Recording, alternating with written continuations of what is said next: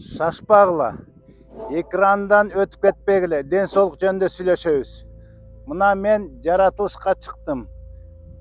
Тагыраак айтканда караңкы кирелекте күндүн нурунан энергия алам деп чыктым. Ошол жөнүндө мен азыр түшүндүрөм. Мына биз азыр күчтүү жарык менен ачык бөлмөдө жарыкты люксометр менен өлчөйбүз. Силер көрүп тургандай 68 көрсөтүп турат. Ал эми азыр асманда көчөдөгү светтин өлчөмүн көрөбүз. Ал 1100 люкс көрсөтүп тургандай жарык 20 эседен ашык экенин көрүп турабыз. Айырмасы чоң.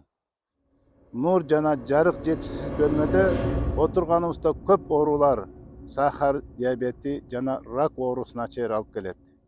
Күндүн нуру организмдин D витаминин менен камсыз кылат.